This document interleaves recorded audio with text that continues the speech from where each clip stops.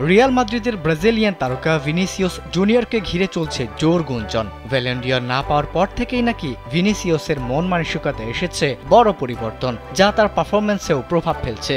এমনকি ড্রেসিং রুমেও নাকি তৈরি হয়েছে অস্বস্তিকর পরিবেশ, এমনটাই দাবি করেছে স্প্যানিশ মিডিয়া স্পোর্ট।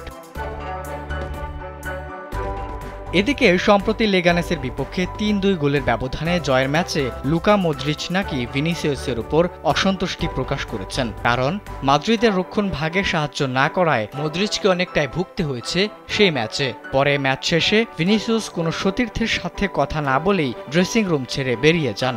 অত্যাধুনিক ফিচার সম্বলিত বিভিন্ন সাইজ আর কালারের ২৫০টিরও বেশি ডিজাইন অপশন নিয়ে ওয়ালটন স্মার্ট ফ্রিজ, বোঝে আপনার প্রয়োজন। গেল বছরের ৯ নভেম্বরের পর থেকে লা লিগায় কোনো গোল পাননি ভিনিসিয়াস। ২০২৫ সালে ৯ ম্যাচ খেলে গোল করেছেন মাত্র ২টি। রিয়াল মাদ্রিদ তার সঙ্গে নতুন চুক্তির বিষয়ে আলোচনা শুরু করলেও প্রাথমিক প্রস্তাব নাকচ করে দেন এই ফুটবলার। ক্লাবের ভেতরের একাংশ মনে করছে তাকে বিক্রি করাই সবার জন্য মঙ্গলজনক হবে। এরই মধ্যে নাম প্রকাশ না করা সৌদি ক্লাব নাকি ভিনিসিয়াসের জন্য ৩০০ মিলিয়ন ইউরো পর্যন্ত অফার দিতে প্রস্তুত এবং ৫ বছরের জন্য বছরে ২০০ মিলিয়ন ইউরোর প্রস্তাবও দিয়েছে।